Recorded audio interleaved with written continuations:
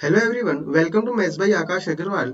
Percentage में हम part 8 तक कंप्लीट कर चुके हैं और आज हम पार्ट 9 देखेंगे जिसमें हम 2 या 3 टाइप के क्वेश्चंस को कवर कर लेंगे। ठीक है, तो अपना फर्स्ट क्वेश्चन क्या है कि a man spends 60% of his income if his income is increased by 10% and his expenditure is increased by 20%, find the percent change in his savings.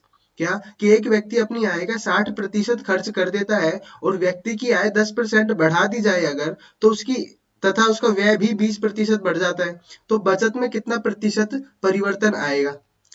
अब देखो, जो उसकी आय है, जो उसकी इनकम है, उसे भी बढ़ा दिया और उसके जो खर्चे हैं उनको भी बढ़ा दिया, तो उसकी सेविंग्स में तो चेंजेस होंगे। तो वो चेंजेस क्या है वही हमें बताना है। तो देखो, उसकी इनकम कितनी है, उसकी इनकम 60%, उसकी इनकम हमें नहीं दी हुई है, लेकिन हमें उसका खर्च बताया हुआ है कि वह अपनी इनकम का 60% खर्च कर देता है। तो 60% को हम क्या लिख सकते हैं, हम 3/5 लिख सकते हैं अगर फ्रैक्शन में कन्वर्ट करेंगे तो। और ये फ्रैक्शन क्या बताता है कि अगर उसकी इनकम 5 रुपए है तो वो 3 रुपए खर्च कर देता है। अगर उसकी 5 रुपए इनकम है तो वो 3 रुपए खर्च कर देता है, तो हम यहाँ पर इनकम बता सकते हैं 5 रुपए और एक्सपेंडिचर मतलब कि खर्च कितना होगा 3 रुपए। तो वो सेविंग कितने की कर रहा होगा, 5 में से 3 रुपए उसने खर्च कर दिए तो वो 2 रुपए बचा रहा होगा। यही है, हमें बोला गया है कि अगर उसकी इनकम 10% बढ़ जाती है और एक्सपेंडिचर 20% बढ़ जाता है तो कितने परसेंट उसकी सेविंग में चेंज आएगा। तो हमें सेविंग में बताना है कितना चेंज होगा। तो देखो, मुझे यहाँ पर 5 का भी 10% निकालना पड़ेगा और 3 का भी 20% निकालना पड़ेगा। तो हम इसे थोड़ा कैलकुलेशन को इजी बनाने के लिए मैं इसे 500, 300 और 200 बना देता हूँ, क्योंकि ये तीनों ही क्या है, रेशियो में है। तो मैं किसी भी एक कॉमन कोफिशिएंट से इन्हें मल्टीप्लाई कर सकता हूँ, मेरे आंसर में उससे कोई दिक्कत नहीं आएगी। तो ये कैलकुलेशन थोड़ा इजी कर देगा। तो मैंने इनकम को कितना बढ़ा दिया है, 10% बढ़ा दिया है, तो 500 का 10% कितना होगा, 550 हो जाएगा। 10% मतलब 50 बढ़ जाएगा, पहले 500 है तो कितना हो जाएगा, 550। और हमने एक्सपेंडिचर को 20% बढ़ा दिया है, तो 300 का 20% कितना होगा, 60 रुपीज। तो अगर एक्सपेंडिचर भी अब 60 रुपए से बढ़ जाता है तो कितना हो जाएगा, एक्सपेंडिचर 360 हो जाएगा। अब हमें सेविंग में चेंज बताना है। तो पहले अगर वह 200 रुपए बचा रहा था तो अब वह कितने रुपए बचा रहा है, 550 में से 360 तो वो खर्च ही कर रहा है, तो अब वो 190 रुपए बचा रहा है। ठीक है, तो उसने कितना खर्चा कम कर दिया, उसने 10 रुपए खर्चा कम कर दिया है, कितने पर, 200 रुपए पर। क्योंकि हमें जो चेंजेस बताने हैं वो सेविंग में ही बताने हैं। तो पहले से उसने उसने कितना चेंज कर दिया है, तो पहले से उसने 10 रुपए बचाना कम कर दिया है, तो इसे परसेंट में हम निकाल लेंगे क्योंकि हमें परसेंट चेंज बताना है। ठीक है, तो ये हमारे पास कितना आ जाएगा, 5% चेंज आ जाएगा। या फिर हम सीधा ही 1/20 को क्या लिख सकते थे, 5% लिख सकते थे। तो उसने अपनी सेविंग कितनी कर दी है, 5% कम कर दी है। ठीक है, अगर वो बढ़ाता तो वो यहाँ पर क्या आता, 200 से ज्यादा हमारे पास सेविंग्स आती। ठीक है, नेक्स्ट क्वेश्चन पर हम चलते हैं। तो a man spends 75% of his income if his income is increased by 20%। कि उसकी अब वो कितना खर्च कर रहा है, 75%, मतलब है अपनी आय का 75% खर्च कर देता है। और अब उसकी आय 20% बढ़ा दी जाए और खर्चा 10% बढ़ा रहे हैं, तो इस बार जो उसकी बचत होगी उसमें कितना परसेंट परिवर्तन आएगा ये हमें बताना है। ठीक है, 75% मतलब हम 3/4 इसे लिख सकते हैं। सेम, अगर उसकी इनकम 4 रुपए है तो वो कितना खर्च कर रहा है, 3 रुपए खर्च कर रहे हैं। तो अगर हमने इनकम लिखी 4 रुपए, एक्सपेंडिचर 3 रुपए होगा, तो सेविंग कितनी होगी, 1 रुपए की होगी। ठीक है, अब देखो यहाँ पर अगेन हमें इनकम को और एक्सपेंडिचर को बढ़ाना है, तो इन्हें मैं कैलकुलेशन इजी बनाने के लिए 300 और 400 में कन्वर्ट कर देता हूँ। क्लियर है, तो अब वो कह रहा है कि हमने इनकम 20% बढ़ाई है, तो 20% मतलब हमने 80 रुपए बढ़ा दिया है। ठीक है, तो ये 480 हो जाएगा, 80 रुपए बढ़ने से कितना हो जाएगा, 480 हो जाएगा। और जो एक्सपेंडिचर है वो 10% ही बढ़ा है, तो 300 का 10% कितना होगा, 30, तो 330 हुआ। अब जो सेविंग आएगी वो हमारे पास कितना आएगी, देखो खर्च, जो इनकम है वो 80 रुपए बढ़ी और खर्चा सिर्फ 30 रुपए बढ़ा, तो सेविंग 50 रुपए और बढ़ जाएगी। तो अब सेविंग 150 रुपए हो गई, तो हम सीधा ही बता सकते हैं 50 रुपए बढ़ जाएंगे 100 रुपए पर। इसका मतलब 50% उसने अपनी सेविंग इस बार क्या कर दी है, बढ़ा दी है, इंक्रीज कर दी है। क्लियर है, नेक्स्ट क्वेश्चन पर हम चलते हैं। A man spends 5000 out of his income 8000। अब देखो उसने हमें परसेंट में ना देकर वैल्यू दी है कि अगर उसकी इनकम 8000 है तो वह 5000 का खर्चा कर देता है। If his income and expenditure are increased by, उसकी इनकम को कितना बढ़ा दिया गया है, 10% बढ़ा दिया गया है और एक्सपेंडिचर को 5% बढ़ा दिया गया है, तो find percent change in his saving. तो वह सेविंग में कितना परसेंट चेंज करता है हमें बताना है। क्वेश्चन सेम है लेकिन इस बार क्या बदला है कि उसने पहले हमें परसेंट में दे रहा था कि वो इतना परसेंट अपना खर्च करता है, हमें एक्चुअल इनकम नहीं दी हुई थी। यहाँ पर उसने हमें एक्चुअल इनकम भी दे दी है और एक्चुअल खर्चा भी दे दिया है। तो एक बार हिंदी में भी इसे देख लेते हैं। एक व्यक्ति 8000 में से 5000 खर्च करता है, यदि आय तथा व्यय दोनों को ही 10% और व्यय को 5% की वृद्धि कर दी जाए, से बढ़ा दिया जाए, तो बचत में कितना परसेंट परिवर्तन होगा हमें बताना है। तो देखो हम यहाँ से सीधा ही इन्हें रेशियो में कन्वर्ट कर लें। तो देखो इनकम जो है वो 8000 है, एक्सपेंडिचर 5000 है और सेविंग कितना हो जाएगी, 8000 में से 5000 अगर उसने खर्च कर दिया है तो वो 3000 बचा रहा होगा। क्लियर है। वो कह रहा है कि उसने इनकम 10% से इंक्रीज कर दी है। ठीक है, तो अगर इनकम 10% से इंक्रीज करी है तो 8000 का 10% कितना होगा, 800। तो इस बार इनकम कितनी हो गई होगी, 8800 रुपए। और जो हमारे पास एक्सपेंडिचर है वो 5% बढ़ा दिया गया है। तो एक्सपेंडिचर 5000 है तो इसका 5% अगर हम निकालेंगे तो कितना आएगा, 250 रुपए आएगा। तो एक्सपेंडिचर कितना आ जाएगा, 5250। ठीक है, इनकम में कितना बढ़ा है, 800 रुपए बढ़ा है, एक्सपेंडिचर में 250 रुपए बढ़ा है, तो सेविंग अब वो 550 की ज्यादा की कर रहा होगा। कितने पर, 3000 पर। तो 3000 पर इस बार वो 550 रुपए ज्यादा बचा रहा होगा। तो कितने परसेंट उसने अपनी सेविंग बढ़ा ली है, तो इसे हम सोल्व कर लेंगे। 3 3 8 24 और ये 18 पॉइंट समथिंग हमारे पास आंसर आ जाएगा। ठीक है, तो अगर उसने एक्चुअल हमें वैल्यू दी है तो भी हम उसे इस तरह से कर सकते। ठीक है, लेकिन अगर यहाँ पर ये वैल्यू कुछ सिंपल ना देकर थोड़ी टिपिकल हमें दी होती, सपोज ये हमें दिया होता 849 समथिंग करके और यहाँ पे 535 ऐसे करके दिया होता, तो हमें ये कैलकुलेशन जो हमने 10% और यहाँ पर 5% निकाला है ना, इसमें हमें टाइम लगता। ठीक है, तो उसके लिए हम क्या करते हैं, इनका सीधा रेशियो निकाल लेते हैं, क्योंकि हमें एक्चुअल वैल्यू से तो कुछ लेना देना है नहीं। ठीक है, कि 8000 हमें तो उसके रेशियो से मतलब है। जैसे हम पहले के क्वेश्चंस में कर रहे थे, यहाँ हमें सिर्फ परसेंट दिया हुआ था तो हम उसके रेशियो से ही काम चला रहे थे, क्योंकि हमें परसेंट में फाइनल आंसर देना है। तो उसके लिए हमें रियल डेटा का पता होना जरूरी नहीं है। तो हम क्या कर सकते थे, सिर्फ रेशियो से काम चला सकते थे। तो अगर हमारे पास वैल्यू दी हुई है तो हम उसको भी रेशियो में कन्वर्ट करके सीधा क्वेश्चन को सोल्व कर सकते हैं, तो भी हमारे आंसर में कोई चेंज नहीं आएगा। ठीक है, तो इस तरह का एक और क्वेश्चन देख लेते हैं।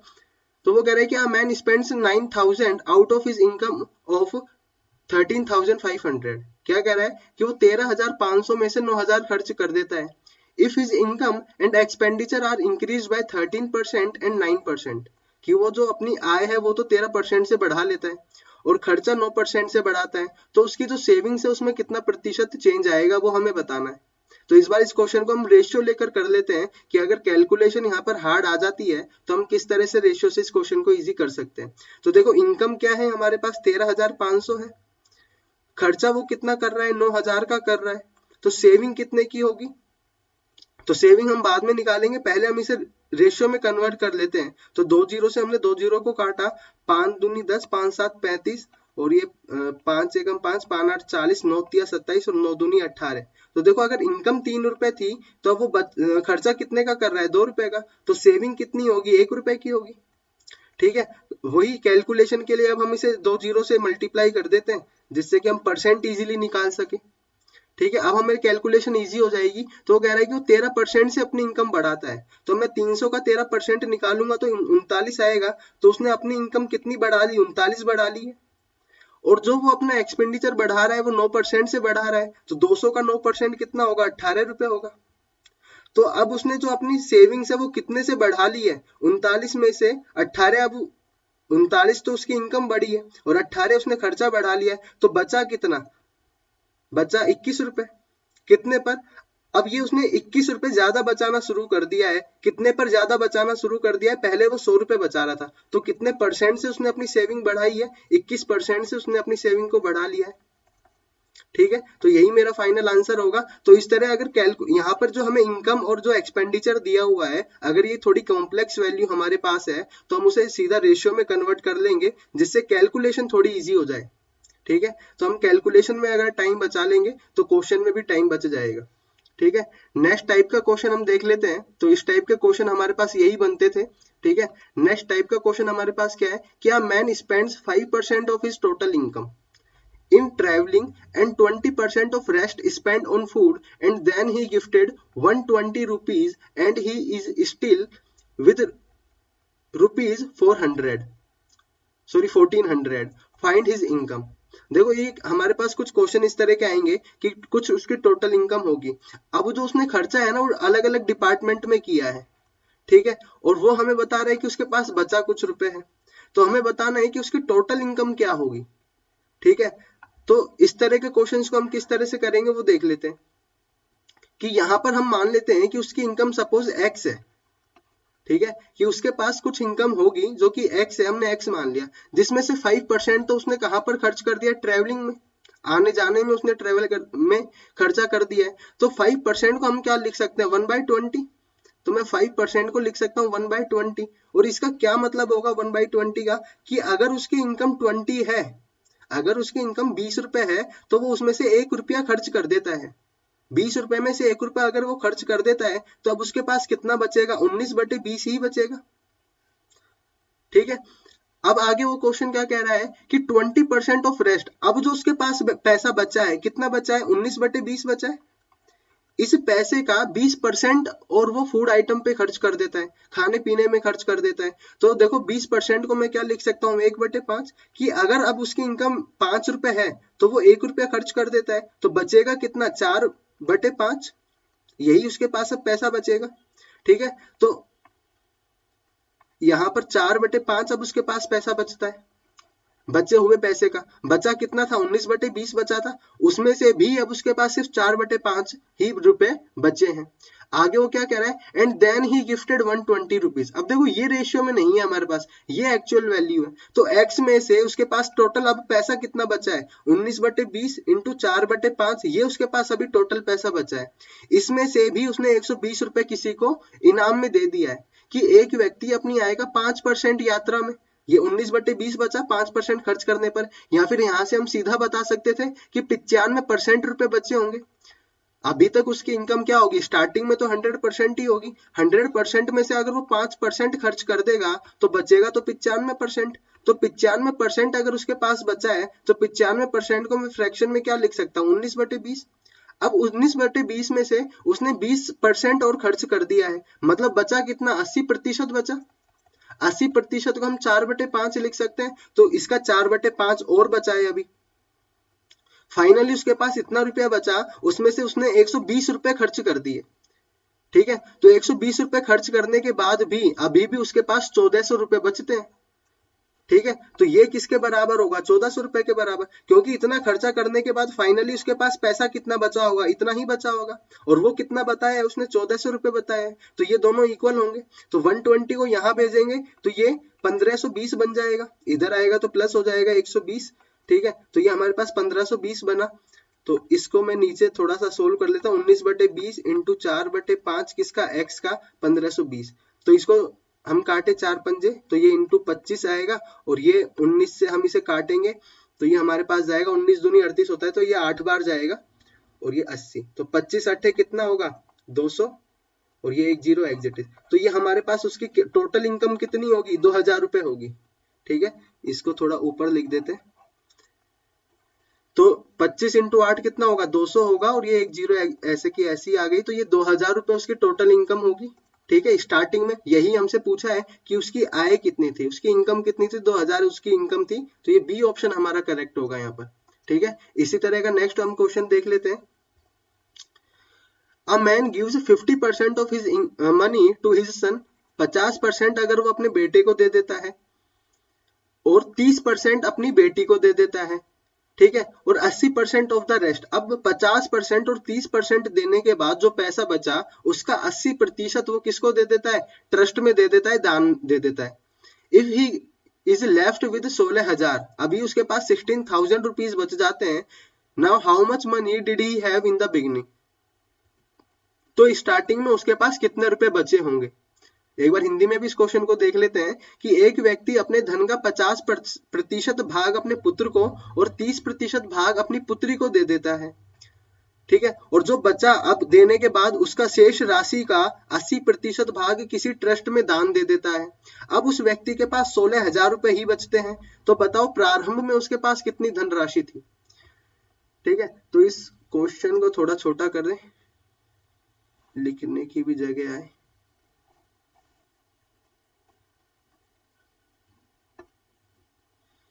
तो ये ऑप्शंस में यहां लिख देता हूं। ये पहला ऑप्शन है 4 लाख, सेकंड ऑप्शन है 5 लाख, थर्ड ऑप्शन में कुछ भी नहीं है, और डी अपने पास है 1 लाख, प्लस का ही है, और इसको भी हटा देते हैं यहां से। अब देखो वो कह रहा है कि 50% उसने बेटे को दिया, 50% उसने अपने बेटे को दिया और 30% उसने अपनी बेटी को दिया, लेकिन यहाँ पर उसने 30% बचे हुए का नहीं दिया है, जो उसके पास पैसा था ना उसी ही का 30% दिया है। ठीक है, तो 50% बेटे को और 30% बेटी को, तो टोटल उसने 80% तो दे ही दिया है। अगर उसने 80% दे दिया है तो बचेगा कितना, 20% बचेगा। 20% मतलब 1/5 बचेगा। ठीक है, अब जो ये पैसा बचा उसका भी 80% उसने दान दे दिया है, तो कितना बचा, 20% बचा। तो इस 20% का भी 20% उसके पास बचा। ठीक है, और ये कितना है, उसने बताया कि अभी उसके पास 16,000 बच गया है, मतलब इसकी वैल्यू कितनी होगी, 16,000 होगी। इसको सोल्व कर लेते हैं, 5 5 जा 25, तो ये 25 यहाँ मल्टीप्लाई हो जाएगा, तो x हमारे पास आ गया 16,000 मल्टीप्लाई बाय 25, तो ये कितना आएगा, 16 25 6 का 150, 25 और 15 कितना होगा, 40। तो ये 4 लाख हमारे पास फाइनल आंसर होगा। मतलब उस आदमी के पास प्रारंभ में स्टार्टिंग में कितने रुपए होंगे, 4 लाख रुपए होंगे, जिसका 50% तो उसने अपने बेटे को दिया, 30% बेटी को दिया, और बचे हुए का 80% उसने दान दे दिया किसी ट्रस्ट में। ठीक है, एक और क्वेश्चन देख लेते हैं इसी पर। Out of his total income mister Kapoor spends 20% on house rent and 70% of the rest. अब देखो यहाँ पर बचे हुए का, इस चीज का ध्यान रखना होगा कि ये 70% जो है बचे हुए का है या फिर टोटल का ही है। तो टोटल का तो 20% दिया, मतलब 20% अगर किराए में दे दिया, जो कपूर हैं वो वेतन का 20% तो किराए में दे देते हैं और 70% घरेलू खर्च में दे देते हैं बचे हुए का। ठीक है, यदि उनकी बचत 1800 है तो उनका वेतन हमें बताना है कितना होगा। ठीक है, तो देखो अगर 20% उन्होंने टोटल इनकम का हाउस रेंट में दे दिया है तो बचा कितना, 80% बचा, और 80% को हम क्या लिख सकते हैं, 4/5, और इस बचे हुए का 70% वो क्या दे देते हैं, जो घरेलू खर्च होते हैं उसमें दे देते हैं, हाउस होल्ड एक्सपेंसेस में दे देते हैं। तो कितना बचेगा, अगर 70% खर्च कर देते हैं तो 30% ही बचेगा। 30% को हम क्या लिख सकते हैं, 3/10। ठीक है, और बोला है कि ये जो सेविंग है टोटल का, जो ये हमारे पास बचा है ये कितना है, 1800 रुपए है, तो हमें टोटल इनकम बतानी है क्या होगी। ठीक है, तो ये 5 ये 25 यहाँ पर मल्टीप्लाई होगा, 3 दूनी 6 और 6 तिया 18, तो ये आएगा 300 मल्टीप्लाई बाय 25, और 25 तिया 75 होता है, तो ये 7500 रुपए। तो जो कपूर जी है उनकी टोटल इनकम क्या होगी, टोटल इनकम उनकी 7500 रुपए होगी। ठीक है, नेक्स्ट क्वेश्चन पर हम चलते हैं।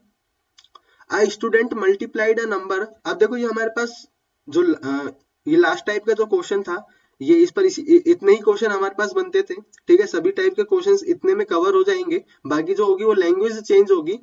जैसे मान लो कि एक टोटल वायर होगा, उस टोटल वायर में से वो टुकड़ों में खर्च करेगा कि इतना % वायर उसने किसी को दे दिया, बचे हुए का इतना % वायर उसने कहीं पर लगा दिया, तो और अब उसके पास इतने मीटर का वायर बच जाता है, तो बताओ टोटल क्या लेंथ थी वायर की। तो होगा इसी तरह से, बस जो क्वेश्चन की लैंग्वेज है ना वो चेंज हो जाएगी। ठीक है, तो बाकी हम सभी क्वेश्चन इजीली अटेम्प्ट कर पाएंगे अगर हमें कंसेप्ट समझ में आ गया है इसका। तो बाकी हम कुछ नए टाइप के क्वेश्चंस और देख लेते हैं ताकि इस वीडियो में हमारे 2-3 टाइप के क्वेश्चंस कवर हो जाएं। तो देखो, a student multiply a number by 3/5 instead of 5/3, कि एक जो बच्चा है वो किसी नंबर को 5/3 के बदले 3/5 से मल्टीप्लाई कर देता है। तो अब आंसर जो होगा वो अलग आ रहा होगा, तो आंसर जो है वो कितना अलग आ रहा है ये हमें बताना है। तो देखो इस तरह के क्वेश्चन के लिए हम क्या करते हैं, जो ये नीचे जो डिनोमिनेटर में वैल्यू होती है ना, इनका एलसीएम ले लेते हैं, क्योंकि हमें ये जो फ्रैक्शन वाली वैल्यू है ना, इन्हें एक रियल नंबर में कन्वर्ट करना होता है। तो उसके लिए हम क्या करें, ये नीचे वाली वैल्यू हटा दें, और नीचे वाली वैल्यू हटाने के लिए दोनों को सेम वैल्यू से भी मल्टीप्लाई करना पड़ेगा। तो इनका एलसीएम ही हम ले लेते हैं। तो 3 और 5 का एलसीएम क्या आएगा, 15 आएगा। या फिर हम इसे ऐसे कर ले कि इस वाले नंबर को तो हम इसके डिनोमिनेटर से मल्टीप्लाई कर दे, और इस वैल्यू को हम इसके डिनोमिनेटर से मल्टीप्लाई कर दे। तो देखो 5/3 को मैंने मल्टीप्लाई किया 5 से, और 3/5 को मैंने मल्टीप्लाई किया 5 से। इसको मल्टीप्लाई किया 5 से, और इसको मल्टीप्लाई किया 3 से, क्योंकि इस वाले नंबर को हमें इसके डिनोमिनेटर से मल्टीप्लाई करना है, और इस वाले नंबर को इसके डिनोमिनेटर से मल्टीप्लाई करना है। ठीक है, या फिर हम सीधा अगर इसको समझें तो ये 5/3 को हम 3 और 5 का एलसीएम लेंगे तो 15 आएगा, तो इसे तो 15 से मल्टीप्लाई किया, और 3/5 को हमने किससे मल्टीप्लाई किया, 15 से। तो देखो 3 5 15 और 5 3 15, तो 5 5 25 और 3 3 9। तो देखो हमें करना किससे था, 5/3 से मल्टीप्लाई करने था। मतलब ये तो मेरा एक्चुअल आंसर होता, जो सही आंसर होता, इसे मैं लिखूंगा सही आंसर, और मैंने कर इससे मल्टीप्लाई दिया है 3/5 से, तो ये तो गलत वाला होगा। ठीक है, तो इसकी वजह से मेरा आंसर कितना कम आया, 16 कम आया। ज्यादा भी आ सकता था, लेकिन फिलहाल कम आया है, तो माइनस का 16 मैंने लिखा। ठीक है, कम आया। आना कितना चाहिए था, 25 आना चाहिए था, मुझे यही बताना है। तो जो गलती होगी वो इसकी ही रिस्पेक्ट में होगी। तो यहाँ पर 25 और परसेंट में मुझे आंसर चाहिए, तो 100 से मल्टीप्लाई किया। 25 4 जा और 16 4 जा कितना होगा, 64%। मेरा आंसर क्या हो जाएगा, कम हो जाएगा, या फिर गलत हो जाएगा। हमें तो त्रुटि बतानी है, मतलब कि परसेंट एरर हमें बताना है। तो 64% हमारा आंसर क्या होगा, गलत होगा। ठीक है, एक और क्वेश्चन इस पर देख लेते हैं। क्या कि a student multiply a number by 5/6 instead of 6/5। Multiply किससे करना था, 6/5 से, कर किससे दिया है, 5/6 से। ठीक है, तो नीचे वाली वैल्यू का एलसीएम ले ले, या फिर इनको एक दूसरे के डिनोमिनेटर से मल्टीप्लाई कर दे। तो 5 को 5 से करेंगे 25, 6 को 6 से मल्टीप्लाई करेंगे तो 36। ठीक है, तो करना किससे था, 6/5 से। तो ये तो मेरा रियल होगा, मतलब एक्चुअल सही आंसर होगा। ठीक है, और ये मेरा गलत आंसर होगा। तो इस बार भी कम हमारे पास आया है, कितना, 11, कितने कितने पर, 36 पर। मल्टीप्लाई बाई 100, क्योंकि परसेंट में आंसर चाहिए, तो इसे हम कर सकते हैं, 9 चौक 36 होता है, और ये 25, तो 25 इंटू 11 कितना होगा, 275। 975 में 9 का भाग देंगे तो 9 तिया 27, ये 30.5 के आसपास आंसर हमारा आएगा।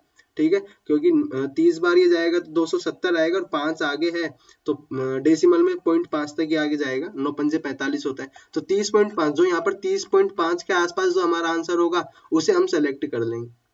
ठीक है, तो आज के लिए इतना ही। इसमें हमने 3 टाइप के क्वेश्चंस कवर कर लिए हैं। बाकी इसी तरह से हम जल्दी ही परसेंटेज को कंप्लीट कर देंगे, और सभी टाइप के क्वेश्चंस यहाँ पे कवर कर लेंगे। ठीक है, और ये जो हमने क्वेश्चंस किए हैं, इनकी जो पीडीएफ है, ये पीडीएफ की फॉर्म में सेम सॉल्यूशन आपको टेलीग्राम चैनल पर मिल जाएंगे। ठीक है, जो कि मैथ्स बाई आकाश अग्रवाल के नाम से ही है।